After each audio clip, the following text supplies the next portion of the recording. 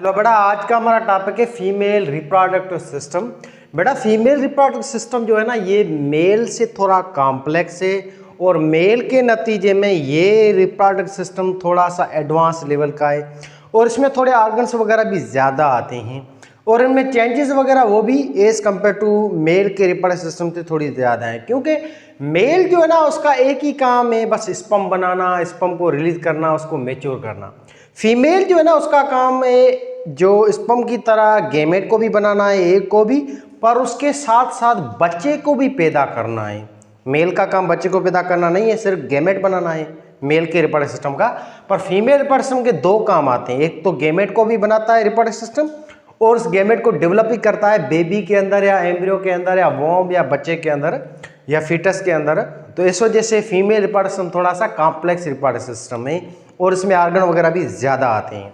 अब बेटा female reproductive system की हम बात करें तो मेनली जो है, मेजरली जो है ये बना हुआ है चार आर्गन का। पहला मेन आर्गन है फीमेल रिप्रोडक्टिव सिस्टम में, इसका नाम है ओवरी। दूसरा नंबर इसका आर्गन है, इसका नाम है फैलोपियन ट्यूब। तीसरा आर्गन आता है इसमें, इसका नाम है यूटेरस। चौथा और आखिरी जो है आर्गन, इसका नाम है वेजाइना। ये चार होते हैं मेन आर्गन आपके फीमेल रिप्रोडक्टिव सिस्टम के अंदर। तो पहले हम चलते हैं बेटा ओवरी की तरफ, बच्चेदानी की तरफ। ओवरी जो है उसको आप हमेशा याद रखना, ये फीमेल रिप्रोडक्टिव सिस्टम में ये चार जो पार्ट हैं, इन चारों में से सबसे मेन आर्गन जो है ना वो ओवरी है। ओवरी जो है ना बेटा ये सेक्स आर्गन भी है और उस सेक्स आर्गन के साथ साथ हम इसको बेटा गोनेड भी कहते हैं या इसको दूसरे लफ्जों में ग्लैंड भी कहा जाता है ओवरी को, क्योंकि ओवरी जो है ना ये दो काम करती है। एक तो ये गैमेट को बनाती है, एग को या ओवम को या फीमेल गैमेट को। इसके अलावा इसको ग्लैंड इस वजह से कहते हैं क्योंकि ये हार्मोन्स को भी बनाते हैं ओवरी। तो ओवरी ड्यूअल नेचर का आर्गन होता है। ओवरी आपका रिप्रोडक्टिव सिस्टम में भी आता है और एंडोक्राइन सिस्टम के अंदर भी आता है, क्योंकि हार्मोन्स को भी बनाता है ये आर्गन। ओवरी जो है ना बेटा एक औरत के अंदर टोटल दो होती हैं। तो ओवरी जो है ये पेयर्स होती हैं, पेयर होती हैं। एक होती है राइट साइड, एक होती है लेफ्ट साइड, और ये मौजूद एब्डोमेन के अंदर होती है, एब्डोमेन कैविटी में। ओवरीज की हम बेटा आगे बात करें तो ये ओवरियां जो है ना टोटल इनकी साइज भी होती है बेटा, और ओवरी जो है उसकी साइज जो है वो होती है कुछ ही सेंटीमीटर। ओवरी की बच्चे साइज होती है 3 से 5 सेंटीमीटर, ये ओवरी की लेंथ होती है। और ओवरी की जो विड्थ होती है वो विड्थ होती है 2 से 3 सेंटीमीटर, ये होती है इस ओवरी की विड्थ होती है। ये ओवरी की हो गई साइज और वगैरह। अब ये दोनों जो ओवरी हैं ये मेन है, खास है, दोनों का काम सेम है। ओवरी का बेटा काम होता है नंबर 1 एग को बनाना, एग्स को, या इस एग को दूसरे नाम से कहते हैं ओवम को बनाना, और इस प्रोसेस को कहा जाता है oogenesis, अंडे को बनाना। अब ओवरी जो है ना ये अंडा बनाती है तब जब औरत जो है या लड़की है 13 साल की होती है। जब फीमेल के अंदर प्यूबर्टी आती है ना, प्यूबर्टी वाली स्टेज, प्यूबर्टी का मतलब है जब लड़की जो है उसमें जवानी वाली खासियतें शुरू हो, और ये खासियतें बेटा स्टार्ट होती हैं लड़की के अंदर जब वो लड़की 13 साल की होती है, 13 ईयर की होती है, जो अपने बुक्स में, सारे बुक्स में जो डेटा है। तब इस लड़की के अंदर जो है एक हार्मोन रिलीज होता है ओवरी से, इसका नाम है ऊस्ट्रोजन या ईस्ट्रोजन हार्मोन। जब वो लड़की 13 साल की होती है तो ऊस्ट्रोजन हार्मोन तब रिलीज होता है, और ऊस्ट्रोजन या ईस्ट्रोजन जो हार्मोन है ये औरत के अंदर फीमेल सेक्सुअल कैरेक्टर लाता है। ये हार्मोन लीजिएगा पूरी बॉडी में लड़की में, जिसकी वजह से ब्रेस्ट की डेवलपमेंट होगी, हेयर प्रोडक्शन है, फीमेल से के अंदर जो सेक्सुअल कैरेक्टर है, सेकंड सेक्सुअल कैरेक्टर वो जो है अपीयर्स होंगे, वो नजर आएंगे। वो लड़की 2 साल के बाद अब देखोगे ना 14-15 साल की उम्र में वो में एक औरत लगेगी, उसकी साइज वगैरह बढ़ जाएगी, उसका मास है, वॉल्यूम में फैट की प्रोडक्शन बढ़ेगी, उसमें मेंस्ट्रुएशन साइकिल शुरू होगा, मंथली जो हिसाब किताब होता है जिसको मेंस्ट्रुअल साइकिल कहते हैं, माहवारी वगैरह आएगी, अंडा बनना शुरू होगा। अब लेडी जो है, बच्ची जो है जब माँ के पेट के अंदर थी ना, तभी से ओवरी के अंदर छोटे छोटे सेल होते हैं। ये ओवरी है, ओवरी के अंदर बेटा ये सेल होते हैं जो अंडे को बनाते हैं और हार्मोन्स को भी यही सेल बनाते हैं। आपकी जो फीमेल है उसकी एक ओवरी के अंदर ये सेल होते हैं और ये सेल टोटल 2 लाख होते हैं। हर एक ओवरी के अंदर बेटा टोटल ये 2 लाख सेल होते हैं। Each every contain 2 lakh cell, 2 lakh cell होते हैं। और इन सेलों को हम कहते हैं बेटा फॉलिकल्स। ये इमेच्योर जो हैं सेल होते हैं इनको हम कहते हैं फॉलिकल्स। यही फॉलिकल, यही 2 लाख सेल, एक ओवरी के 2 लाख दूसरी ओवरी के, यानी कि टोटल 4 लाख सेल होते हैं। यही सेल जो हैं वो बनाएंगे ओवम को भी और हार्मोन्स को भी। इन सेलों को हम कहते हैं फॉलिकल्स, जो 2-2 लाख होते हैं, बच्ची की बॉडी के अंदर ही होते हैं। जब लड़की माँ के पेट के अंदर थी ना, यूटेरस में, माँ के कोख के अंदर, तभी से ये सेल बनना शुरू हो जाते हैं। फिर बच्ची जब 13 साल की होती है, प्यूबर्टी वाले में आते आते ये 2 लाख में से डेवलपमेंट जो करते हैं सेल, वो सिर्फ और सिर्फ 60,000 से 80,000 सेल ही डेवलप होते हैं। ये बात याद रखना, 2 लाख में से हर एक ओवरी में 60,000 से 80,000 जो सेल है वो डेवलप होते हैं, थोड़े से एफएस हार्मोन के थ्रू वो बचते हैं। अच्छा, इन 60-80,000 में से सिर्फ और सिर्फ 450 फॉलिकल ही डेवलप होते हैं और प्रोड्यूस करते हैं अंडा। औरत है ना बेटा, लड़की, उसकी पूरी जिंदगी में जो अंडे बनते हैं वो 450 बनते हैं, वो ओवरी में बनते हैं। और अंडा लड़की के अंदर 1 महीने में 1 ही बनता है, साल में ऐसे यूं समझो 12 अंडे बनते हैं। तो ओवरी जो है ना बेटा, ये ईच मंथ, हर महीने, ईच मंथ अंडा बनाती है, हर महीने अंडा बनाती है। और हर महीने लड़की के अंदर अंडा सिंगल बनता है, 1 ही बनता है। और ये 1 अंडा 1 ही फॉलिकल सेल से बनता है। अब ये अंडा कैसे बनता है, बहुत सिंपल है बेटा। पहले होगा क्या, ये लड़की जो है ना, इसकी बॉडी में एक ग्लैंड होता है पिट्यूटरी ग्लैंड। पिट्यूटरी ग्लैंड को कंट्रोल करता है हाइपोथैलेमस ग्लैंड। पहले हाइपोथैलेमस जो है ना मेरे बच्चे, वो छोड़ेगा एक हार्मोन जिसका नाम है गोनेडोट्रोपिक रिलीजिंग हार्मोन। ये हाइपोथैलेमस रिलीज करेगा हार्मोन पिट्यूटरी ग्लैंड के ऊपर। इसके नतीजे में पिट्यूटरी ग्लैंड छोड़ेगा अपना हार्मोन जिसको हम कहते हैं FSH, फॉलिकल स्टिमुलेटिंग हार्मोन। ये हार्मोन पिट्यूटरी ग्लैंड का आपके यहाँ दिमाग में होता है, पिट्यूटरी ग्लैंड, इसके थ्रू आएगा खून के थ्रू हार्मोन यहाँ ओवरी में। ओवरी में जाकर ये FSH हार्मोन स्टिमुलेट करेगा इन सेलों को, फॉलिकल सेलों को। फिर ये फॉलिकल सेल जो है बेटा, ये डेवलप होना शुरू हो जाएंगे। ये फॉलिकल सेल जो आपकी ओवरी में है, अब ये फॉलिकल सेल जो है वो ग्रो होंगे, साइज में बढ़ेंगे, डेवलप होंगे। फिर इन 2 लाख में से एक आधा फॉलिकल सेल होगा जो बहुत बड़ा हो जाएगा साइज में। ये जो फॉलिकल सेल है, ये जो बहुत बड़ा हो गया है साइज में, डेवलप हो चुका है, इस फॉलिकल का अब नाम पड़ेगा ग्राफियन फॉलिकल। Graafian follicle. तो ये और ये औरत के अंदर ओवरी में डेवलपमेंट स्टार्ट हो रही है, अंडा बनने का प्रोसेस शुरू हो रहा है, जिसको oogenesis कहते हैं। अब ये सेल जो फॉलिकल ये बड़ा हो चुका है और इसको हम कहते हैं ग्राफियन फॉलिकल। तो ऐसे आपका ये फॉलिकल जो है ये साइज में इनलार्ज हो जाएगा, तब इसका नाम पड़ेगा बच्चे ग्राफियन फॉलिकल। अब ग्राफियन फॉलिकल जो है ना बेटा, इसके अंदर होता है अंडा। एग जो होता है ना, एग जिसको हम फीमेल गेमेट कहते हैं, वो इसके अंदर बनता है। ये रहा ग्राफियन फॉलिकल के अंदर एग या अंडा। अब ग्राफियन फॉलिकल के अंदर अंडा बन चुका है, 1 ही अंडा बनता है 1 ही महीने में। और ये अंडा जो बनवाया है ना, ये बनवाया है इस हार्मोन है, पिट्यूटरी ग्लैंड के हार्मोन है जिसका नाम है FSH, फॉलिकल स्टिमुलेटिंग हार्मोन। अब ये अंडा बन चुका है, अब अंडे को रिलीज कराएगा। यहाँ पे ओवरी में एक और हार्मोन आएगा आपके पिट्यूटरी ग्लैंड से। इस हार्मोन का बेटा नाम है आपका LH हार्मोन, ल्यूटिनाइजिंग हार्मोन। तो ग्राफियन फॉलिकल को यहाँ पे ल्यूटिनाइजिंग हार्मोन स्टिमुलेट करेगा। आपका ग्राफियन फॉलिकल है ना, इसको यहाँ पे ल्यूटिनाइजिंग हार्मोन स्टिमुलेट करेगा, जो पिट्यूटरी का हार्मोन है। फिर ग्राफियन फॉलिकल अंडे को रिलीज करेगा, इसको हम कहते हैं ओव्यूलेशन, यानी कि रिलीजिंग ऑफ एग। तो ऐसे आपका ग्राफियन फॉलिकल जो है ना, ये अंडे को रिलीज कर देगा, इस चीज को हम कहते हैं ओव्यूलेशन। तो अंडा जो बना, एग जो बना, वो कहाँ बना, ग्राफियन फॉलिकल में। किसने बनाया, FSH हार्मोन है, ठीक। अच्छा, अंडे को रिलीज कौन से हार्मोन ने कराया, LH ने। ये दोनों हार्मोन किसके, पिट्यूटरी ग्लैंड के, यानी कि पिट्यूटरी ग्लैंड ही कंट्रोल कर रहा है आपकी ओवरी को, अंडे की डेवलपमेंट को, अंडे की प्रोडक्शन वगैरह सब को।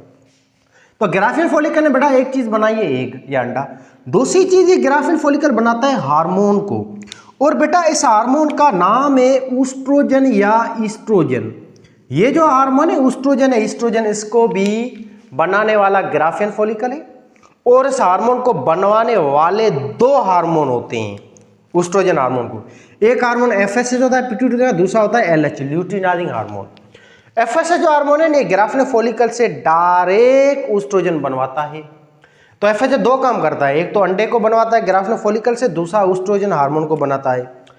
LH हार्मोन है ये भी दो काम करता है, एक काम तो ये बेटा ये अंडे को रिलीज करवाता है ओवरी से, ओविडक्ट में लाता है, रिलीज करवाता है।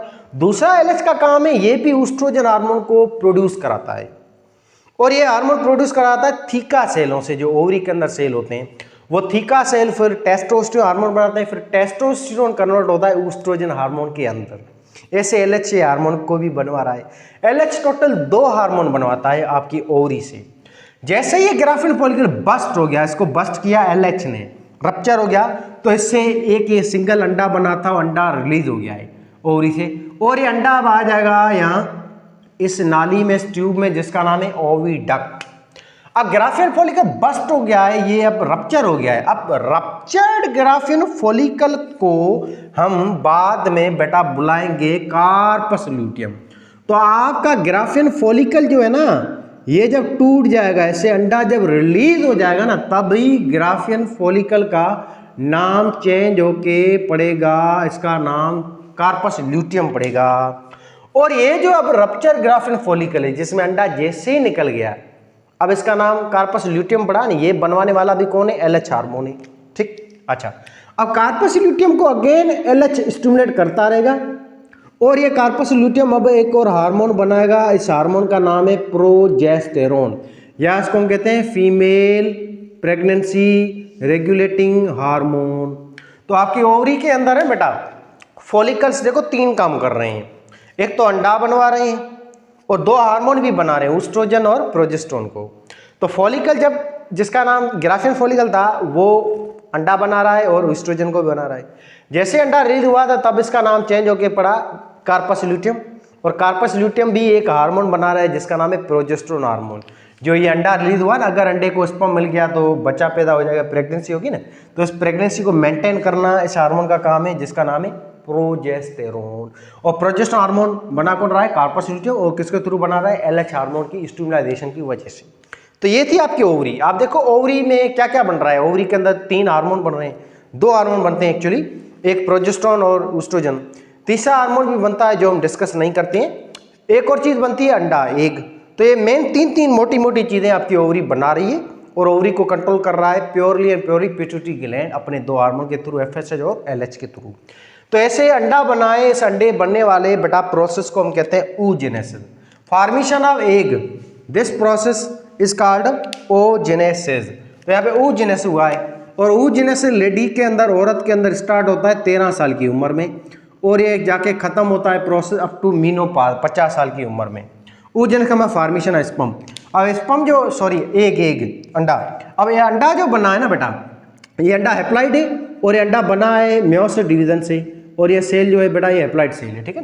ये हैप्लॉइड सेल होता है, और इसमें आप देखोगे ना DNA या नंबर ऑफ क्रोमोसोम वो 23 होते हैं, हाफ होते हैं। इस सेल को कहते हैं हैप्लॉइड सेल। ऐसे प्रोसेस हो गया, और ये प्रोसेस प्यूबर्टी से शुरू होता है oogenesis, और ख़त्म होता है 50 साल की उम्र में।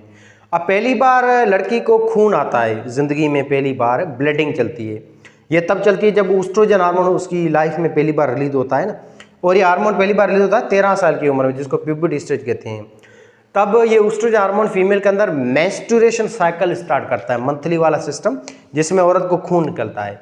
और पहली बार जो पीरियड आता है बेटा, खून जो निकलता है, मेंसेस जो होता है ना, उस पहली वाली ब्लीडिंग को हम कहते हैं मीनार्की। मीनार्की प्यूबर्टी की स्टेज में शुरू होती है। फर्स्ट ब्लीडिंग जो होती है लेडी के अंदर, उस फर्स्ट ब्लीडिंग को कहा जाता है मीनार्क या मीनार्की कहते हैं, पहला पीरियड या फर्स्ट खून। आखिरी चक्कर जो जिंदगी में औरत की बॉडी में जो खून आएगा उसको कहा जाता है मेनोपॉज। मेनोपॉज का मतलब ये स्टॉपेज ऑफ मेंस्ट्रुएशन साइकिल, और ये होता है जब औरत 50 साल की हो जाती है तब मेनोपॉज होता है, तब इसमें साइकिल स्टॉप हो जाता है, मेंस्ट्रुएशन साइकिल। और मेनार्की जो ये शुरू होती है 13 साल की उम्र में। 50 साल की औरत जैसे ही होगी ना, तो उस लेडी के अंदर अंडा बनना है, FSH हार्मोन है, LH की सीक्रेशन है, प्रोजेस्टेरोन है, ईस्ट्रोजन है, इसकी सीक्रेशन वगैरह भी कम हो जाएगी, और औरत के अंदर जो है अंडा नहीं बनेगा। यानी कि 50 साल के बाद जो है वो औरत बच्चा पैदा नहीं कर सकती, उसके अंदर अंडा डेवलप ही नहीं होगा। अब आप देखो ये फर्टिलिटी जो टाइम है ये कितना हो रहा है, 37 साल का हो रहा है। देखो 13 साल की उम्र में औरत जो है वो बच्चा देने की सलाहियत रखती है, तो 13 साल से लेडी जो है उसमें बेबी बनने की सलाहियत शुरू होती है अप टू 50 साल तक। तो आप 50 में से -13 करो तो फर्टिलिटी पीरियड जो है लेडी के अंदर जो होता है वो 37 साल का होता है, यानी कि 37 सालों तक औरत बच्चा पैदा कर सकती है। मिसाल एक लड़की है, उसकी 13 साल की उम्र में शादी हुई, उसके अंदर मेंस्ट्रुअल साइकिल अभी शुरू हुआ है, वो लड़की हर साल अगर बच्चा पैदा करे तो वो मैक्सिमम से मैक्सिमम अगर एक एक बच्चा पैदा करे तो 35 से 37 बच्चे वो पैदा कर सकती है। पता ही समझ में। 13 साल के बाद हम कह सकते हैं कि बायोलॉजिकली वो औरत बच्चा पैदा करने की सलाह रखती है, पर 13 साल वाली लड़की की शादी नहीं करानी है, 18 साल के बाद ही करानी है, क्योंकि उसमें डेवलपमेंट वगैरह भी होना लाजमी है, वो कमज़ोर हो जाएगी जल्दी से। बहरहाल तो ये था ओवरी और ओवरी के बारे में ये चीज़ें जो हम डिस्कस कर चुके हैं। तो ओवरी ने अंडा बना लिया। अब ओवरी जो है ना बेटा, उससे ये अंडा जाएगा आगे इस ट्यूब में। इस ट्यूब का नाम है फैलोपियन ट्यूब या यूटेराइन ट्यूब, या इसको हम कहते हैं ओविडक्ट। तो आगे हम चलते हैं ओविडक्ट की तरफ। ओविडक्ट कुछ नहीं है, एक जस्ट एक बेटा ट्यूब है, ये एक नाली है, और इसका दूसरा नाम है बेटा यूटेराइन ट्यूब भी इसको कहते हैं, या इसको तीसरे नाम से कहा जाता है फैलोपियन ट्यूब। ओविडक्ट जो है ना बेटा, ये शुरू होता है ओवरी से और ये खत्म होता है यूटेरस में, माँ की कोख में। ओविडक्ट जो है इसकी टोटल 3 रीजन है। पहली रीजन को हम कहते हैं इनफंडेब्यूलम, ये शुरुआती रीजन है, ये वाइड एरिया होता है ओविडक्ट का, और ये एरिया अटैच होता है ओवरी के साथ। फिर मिडिल पार्ट होता है, इसको हम कहते हैं एम्प्यूला, जो थोड़ा वाइड एरिया होता है ओवरी का। आखिरी पार्ट होता है आपकी ओवरी का जिसका नाम है इस्थमस। इस्थमस का मतलब ये नेरो पार्ट, और ये पार्ट आपके ओविडक्ट का अटैच होता है माँ की कोख के साथ जिसका नाम है यूटेरस। तो टोटल ये मोटी मोटी 3 रीजन्स होती हैं आपके ओविडक्ट या फैलोपियन ट्यूब के अंदर। अब फैलोपियन ट्यूब या ओविडक्ट है ना बेटा, इसकी हम साइज की बात करें तो इसकी साइज होती है, अपने जो सिंटेक्स में लिखा हुआ है कि इसकी साइज है 10 सेंटीमीटर, एनसीईआरटी में भी शायद 10 सेंटीमीटर लिखा हुआ है, फेडरल वगैरह का बुक है उसमें लिखा हुआ है इसकी साइज होती है 12 सेंटीमीटर तक होती है। ये इसकी साइज होती है आपके ओविडक्ट की। अब ओविडक्ट जो है बेटा, इसका जो शुरुआती हिस्सा है जिसको हम इनफंडेब्यूलम कह रहे हैं, ठीक, इसके अंदर होती है फिंगर लाइक स्ट्रक्चर। ऐसे आपको देखे नजर आ रही है उंगलियों की तरह ये चीजें। ये इसका जो एंटीरियर पार्ट है, आगे वाला सा वाइड एरिया जिसको इनफंडेब्यूलम कह रहे हैं। यहाँ पे देखो ये फिंगर लाइक स्ट्रक्चर होती हैं, ये ऐसे, ये देखो आपकी ओवरी है, ओवरी जो है इसके ऊपर ऐसे फिंगर लाइक स्ट्रक्चर आती हैं, ये फैलोपियन ट्यूब की ऐसे उंगलियों की तरह। इन फिंगर लाइक स्ट्रक्चर्स को हम कहते हैं फिम्ब्राई। ये आपको बड़ा ग्रीन कलर की चीजें दिखाई दे रही है, इसको कहा जाता है फिम्ब्राई। फिम्ब्राई क्या होती हैं? फिम्ब्राई जो है ये आपकी ओविडक्ट की फिंगर लाइक स्ट्रक्चर होती हैं, और फिम्ब्राई जो है बेटा इसका काम होता है कलेक्शन ऑफ एग या कैचिंग ऑफ एग। एग जो है उसको कैच करना, अंडे को लेना, रिसीव करना फ्रॉम ओवरी से। और फिम्ब्राई जो है ना इसके अंदर होते हैं छोटे छोटे बाल, हेयर लाइक स्ट्रक्चर जिसको हम कहते हैं सीलिया। सीलिया जो है ना ये हेयर लाइक स्ट्रक्चर होती हैं, ये छोटे छोटे बाल होते हैं, हेयर लाइक स्ट्रक्चर, और इनका काम है अंडा जो है एग है उसको आगे मूव कराना, मूवमेंट कराना टूवर्ड यूटेरस। अब देखो जी ये अंडा है, अंडा जैसे आएगा तो अंडे को ये कैच करेंगी फिम्ब्राई, फिम्ब्राई ओवरी में अंडे को यूँ कैच करेंगी, ऐसे अंडा इस फिम्ब्राई ने कैच कर लिया। अब फिम्ब्राई के अंदर आप देखोगे ना तो ये छोटे छोटे बाल होते हैं जिनको हम सीलिया कहते हैं। अब ये फिम्ब्राई में अंडा आ गया, अब ये सीलिया जो है ना ये अंडे को यूँ मूव करेंगी नीचे की तरफ, पुश करेंगी, क्योंकि अंडा तो नॉन मोटाइल है। अंडे को सीलिया होती हैं आपकी ओविडक्ट में जो ये नीचे अंडे को पुश करती हैं, एक को आपके ओविडक्ट में सीलिया है, ये सीलिया के थ्रू अंडा देखो नीचे आएगा, ऐसे मूव करेगा टूवर्ड द माँ की कोक, और उस माँ की कोक को हम कहते हैं यूटेरस या वोम भी कहते हैं, ठीक है बेटा। तो ये काम होता है आपकी ओविडक्ट का। ओविडक्ट का एक ही काम है ओवरी से अंडे को लेके मूव कराना, देना यूटेरस को। एक काम ये होता है आपके यूटेरस का, अंडे की मूवमेंट। दूसरा काम और खास काम, ओविडक्ट की बेटा वो जगह है, ये पिछले साल मेडिकल के टेस्ट में भी सवाल आया था। ओविडक्ट की बेटा वो जगह है, वो ट्यूब है जहां पे होती है फर्टिलाइजेशन। फर्टिलाइजेशन को दूसरे लफ्जों में हम साइनगेमी भी कहते हैं या फ्यूजन भी कह सकते हैं, ठीक है बेटा। यहीं पे स्पर्म और अंडे मिलते हैं। मर्द है ना बेटा, मर्द जो है अपना वो स्पर्म छोड़ता है यहाँ वेजाइना के अंदर, औरत के सेक्स आर्गन जो है एक्सटर्नल पार्ट वेजाइना, उसमें स्पर्म जो है, जो स्ट्रॉन्ग जो स्पर्म होता है वो वेजाइना से पास होता हुआ आता है माँ की कोख में जिसको हम कहते हैं यूटेरस।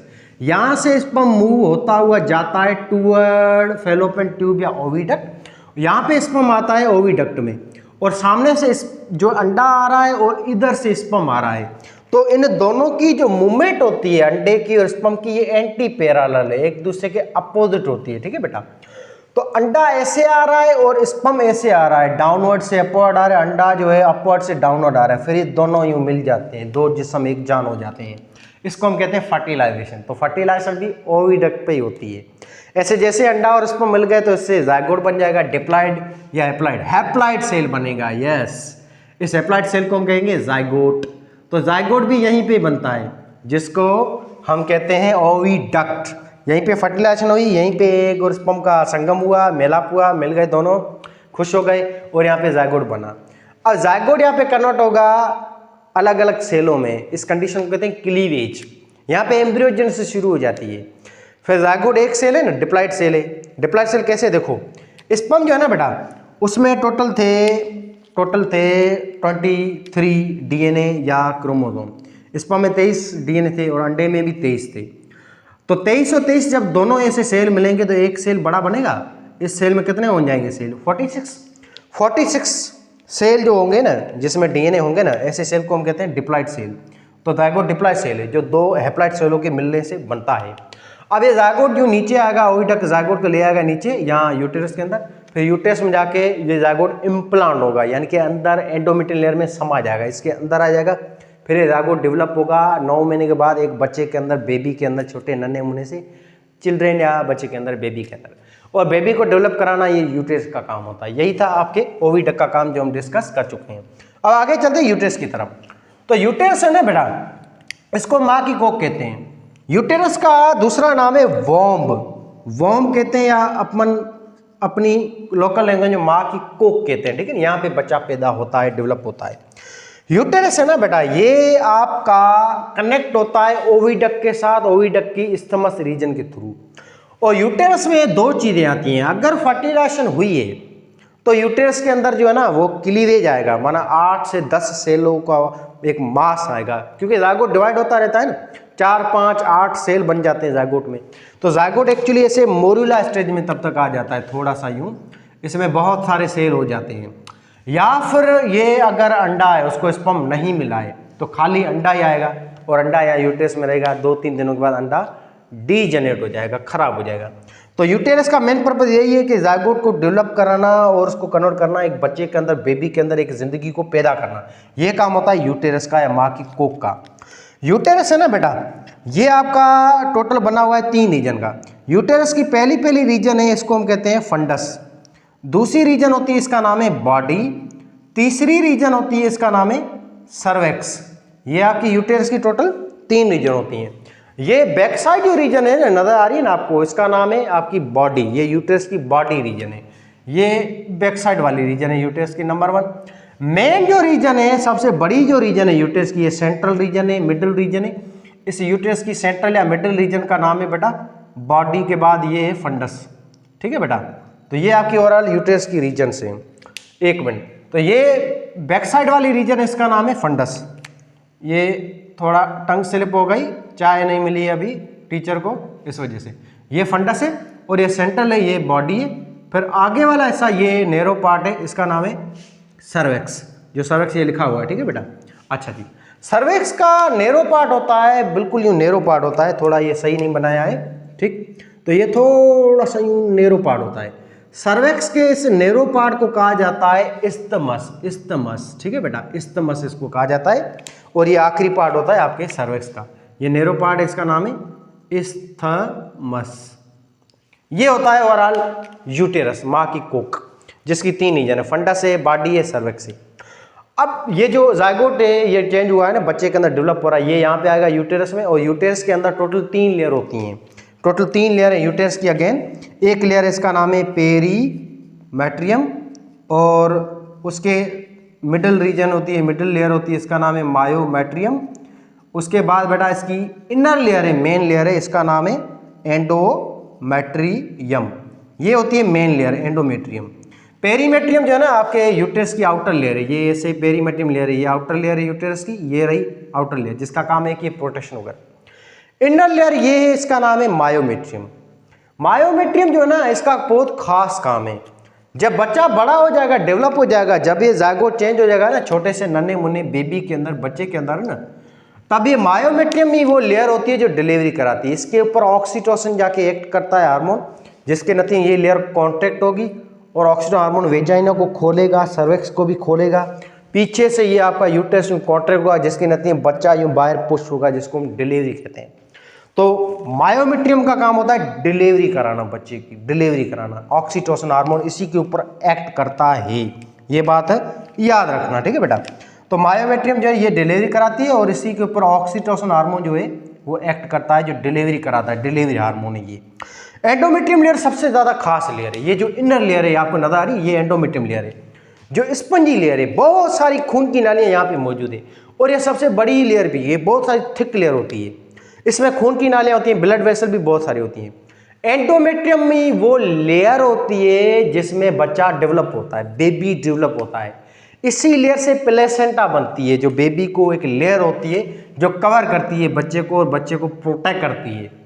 और यही वो मेन लेयर है जिसमें बेटा सारी डेवलपमेंट होती है, एम्ब्रियोजेनिस होता है ये सारी। और यही वो लेयर है जो ब्लीडिंग की फॉर्म में बाहर निकलती है। जब औरत प्रेग्नेंट नहीं होती, जब औरत को स्पर्म नहीं मिलता है, तब जब महीना पूरा हो जाता है तो लेडीज में जो खून चलता है, मेंसेस चलता है, पीरियड्स चलते हैं ना, तब यही वो लेयर होती है जो डैमेज होके खून की फॉर्म में बाहर निकलती है। जो 3 से 5 दिन तो खून चलता है, किन औरत में 3 दिन ब्लड चलता है, किन में 4 दिन, किन में 5 दिन, वो यही लेयर होती है जो डैमेज होके निकलती है।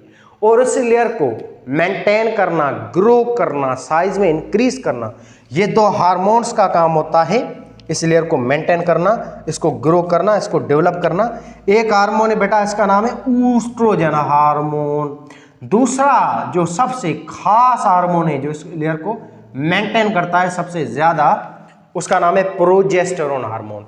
ये हार्मोन जब स्टॉप हो जाएंगे ना ओवरी से, तभी ये लेयर टूट के बाहर निकलती है, जिसमें जो अंडा होता है खराब, जो फर्टिलाइज नहीं हुआ है, वो गंद वगैरह है, स्पर्म वगैरह है, सारी चीज़ें एंडोमेट्रियम लेयर से रप्चर होके बाहर निकलती हैं ब्लीडिंग की फॉर्म में। फिर ये हार्मोन आएंगे दोनों, पहले ईस्ट्रोजन आएगा, फिर प्रोजेस्टेरोन आता है। ये दोनों हार्मोन अगेन एक नई एंडोमेट्रियम लेयर बनाएंगे, एंडोमेट्रियम को रिपेयर करेंगे, फिर बच्चे की डिलीवरी करेंगे। अप टू डिलीवरी नहीं, इसको क्या कहते हैं हम, एम्ब्रियोनिक डेवलपमेंट करेंगे, बच्चे को ग्रो करेंगे 9 महीने तक। तो बच्चा जो पैदा होता है इंसान का, उसको टाइम लगता है 9 महीने, और इस 9 महीने वाले पीरियड्स को, टाइम पीरियड को कहते हैं गेस्टेशन पीरियड।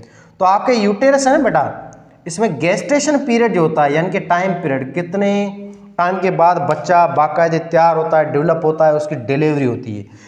जायगोट से लेकर बच्चे की डिलीवरी तक जो टाइम पीरियड होता है, इस टाइम पीरियड को कहते हैं गेस्टेशन पीरियड।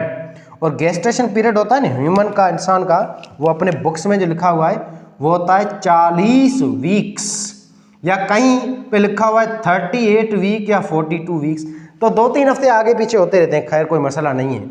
या इनको ऐसा कह सकते हैं 9 मंथ्स, या यूं कहेंगे 270 से 280 दिन, इतना टाइम लगता है एक बच्चे को, इंसान के बच्चे को डेवलप होने में, तैयार होने में। फिर ये बच्चा निकलेगा बाहर एक और आर्गन के जरिए जिसका नाम है वेजाइना। वेजाइना जो है ना बेटा, इसको कहा जाता है दूसरे लफ्ज में बर्थ कैनाल भी इसको कहते हैं। वेजाइना का दूसरा नाम है बर्थ कैनाल। और वेजाइना जो है ना, ये बेटा ओवरऑल साइज में होती है 8 से 10 सेंटीमीटर इसकी साइज है, या फिर इसको यूं कहेंगे ये साइज में होती है 2 से 5 इंच। ये इस वेजाइना की साइज होती है, 5 इंच तक मैक्सिमम से मैक्सिमम वेजाइना की साइज होती है। वेजाइना आगे कनेक्ट होती है आपके इस यूटेरस के साथ by the help of this reason called cervix. Cervix है ना आपके यूटेरस का आखिरी पार्ट होता है, जिससे आगे वेजाइना शुरू होती है। वेजाइना को बर्थ कैनाल कहते हैं, क्योंकि बच्चे की जो डिलीवरी होती है ना वो वेजाइना के थ्रू ही होती है। वेजाइना के 2 काम है, एक काम ये है कि स्पर्म को रिसीव करना, नंबर 1 ये काम है। पेनिस जो आएगा मेल का, यहीं पे आएगा वेजाइना में, जिसमें स्पर्म निकलेगा, स्पर्म को रिसीव करना, एक ये काम होता है वेजाइना का। दूसरा काम होता है बच्चे की डिलीवरी को करवाना। बस यही काम 2 हैं वेजाइना के। बाकी वेजाइना को हम प्योरली रिप्रोडक्टिव ऑर्गन कहेंगे, इसमें पेशाब नहीं होगा। औरत जो है ना बेटा, उसमें सेक्स वाला ऑर्गन और बच्चा पैदा करने वाला ऑर्गन वेजाइना होता है। पेशाब करने वाला ऑर्गन उसमें अलग होता है, जिसको हम कहते हैं यूरिथ्रा, पेशाब की नाली। तो औरत में 2 सुराख होते हैं, हम मर्दों की तरह एक सुराख नहीं है। हमारे मर्दों में पेनिस में एक ही सुराख है, जिसमें स्पर्म भी यहीं से निकलेगा बाहर, पेशाब भी यहीं से निकलेगा। पर लेडीज के अंदर 2 सुराख होते हैं। ये देखो लेडी है, उस लेडी में ये सोराख होता है जिसको वेजाइना कहते हैं, जहाँ से सिर्फ और सिर्फ पेनिस पेनिट्रेट होता है, स्पर्म जाता है अंदर और बच्चे की डिलीवरी होती है। ठीक, इसके ऊपर वेजाइना के बिल्कुल ऊपर एक हल्का सा सोराख होता है जिसको कहा जाता है यूरिथ्रा। ये पेशाब की नाली ये होती है जो थोड़ी सी ऊपर होती है, बहुत नैरो होती है। यूरिथ्रा के ऊपर आप देखोगे ना औरत के अंदर तो क्लेक्टोरस होता है, एक ढक्कन सा होता है, यूं मटर की तरह थोड़ा सा यूं बटन टाइप की एक चीज होती है जिसको कहा जाता है क्लोरिटस। उसको बटन को प्रेस करते ही, उसको यूं पेनिट्रेट करते ही, उसको टच करते ही औरत में ऑर्गाज्म होता है, सेक्सुअल का मूड होता है, वो गर्म करता है लेडीज को। इसका नाम है ग्लैंड्स क्लेटोरस। अब ये आर्गन जो है ना क्लेटोरस जो औरत के अंदर होता है, इसकी शेप और पेनिस की शेप सेम होती है। जैसे मर्दों में पेनिस होता है ना, इसकी शक्ल भी वैसी ही होती है क्लेटोरस की। जब हम इसको खींच के निकाल के देखेंगे ना तब। क्लेटोरस का बेटा एक ही काम है, वो है औरत के अंदर ऑर्गाज्म, औरत को भड़काना, औरत के अंदर सेक्स वाला मूड करवाना, ये काम होता है क्लेटोरस का। क्लेटोरस के बाद आता है लेबियम मेजूरा, लेबियम माइनूरा। ये क्या होता है देखें, वेजाइना जो है ना ये अंदर वाला सोराख होता है, इसको वेजाइना कहते हैं। वेजाइना के बाहर जो लेडीज की जो टांगे हैं उसके ऊपर जो पहले पहले चीज जो नजर आती है वो वुल्वा होता है, वो वेजाइना नहीं है। वेजाइना का जो एक्सटर्नल पार्ट है जिसके ऊपर दो होंठ होते हैं, दो लिप होते हैं, एक बड़ा लिप होता है जिसको कहा जाता है लेबियम मेजूरा और अंदर एक छोटा सा लिप होता है जिसको कहा जाता है लेबियम मानूरा। ये दो छोटे होंठ होते हैं, वेजाइना को कवर करते हैं, प्रोटेक्ट करते हैं। और ये जो होंठ है ना, इसकी बाहर जो चीज है, ये दो होंठ है और इसका थोड़ा सा सोराख है, इन दोनों को मिला के कहते हैं वुल्वा कहते हैं, वेजाइना के एक्सटर्नल पार्ट को। जो नजर पड़ती है पहले पहले औरत की, जो लेग्स हटाने के बाद जो चीज हमें नजर आती है वो वुल्वा होता है, वो वेजाइना नहीं होता है। ये बात याद रखना, वुल्वा जो एक्सटर्नल पार्ट होता है वेजाइना का, ये एक्सटर्नल पार्ट है वेजाइना का और ये बना हुआ है इन दो लिप्स का, ये आपका एक्सटर्नल पार्ट है वेजाइना का। ठीक है, लेग्स के बाद। अच्छा, इसके बाद होता है हाइमेन। हाइमेन वेजाइना के अंदर एक पर्दा होता है, वेजाइना के अंदर होता है, और ये पर्दा जो है ना इसका खास काम क्या है अभी तक मालूम नहीं पड़ा है, पर कुछ जगहों पे रिसर्च में ये मालूम पड़ा है कि हाइमेन जो है ना पर्दा, इसका काम होता है वेजाइना की प्रोटेक्शन करना। ये इम्यून सिस्टम होता है वेजाइना का। हाइमेन पर्दे का काम होता है जम्स वगैरह है उसको किल करना, मारना, वेजाइना की प्रोटेक्शन करना। और ये पर्दा कभी भी औरत में टूट सकता है या कभी कभी टूटता ही नहीं है। ये लेडी जब काम काज करती है या एक्सरसाइज करती है, वॉक करती है, या मेंस्ट्रुअल साइकिल होता है, मेंस्ट्रुअल होता है, पीरियड्स होता है, या बाल्टी वगैरह उठाती हैं, धंधा वगैरह करती हैं, काम वगैरह, तो तब ये हाइमेन टूट जाता है। ये निशान नहीं होती कि औरत जो है वो बिल्कुल क्या कहते हैं वो नई गाड़ी है या गाड़ी यूज़ है, ऐसा कुछ भी नहीं है। हाइमेन के वजह से या हाइमेन के हिसाब से हम लेडीज़ को जज नहीं कर सकते कि ये लेडी यूज्ड है या यूज्ड नहीं है। कुछ लोग कहते हैं कि हमारा हाइमेन होगा, ब्लीडिंग होगी फर्स्ट टाइम जब मैटिंग होगी मर्द के साथ, ऐसा कुछ भी नहीं है। ये सारी चीज़ें मिथ है, ये गलत चीज़ें हैं। ठीक है, ये पागलों वाली बातें होती हैं। बहरहाल ये हाइमेन है। फिर आती है वेजाइनल ओरिफिस। वेजाइना का एक्सटर्नल जो पोर होता है, एक्सटर्नल जो ओपनिंग होती है toward the outside the environment, इस वेजाइना की ओपनिंग को कहा जाता है वेजाइनल ओरिफिस। तो ये था ओवरऑल बेटा फीमेल रिप्रोडक्टिव सिस्टम, जिसको हम डिटेल में सारे बुक्स का अच्छी तरह पढ़ चुके हैं।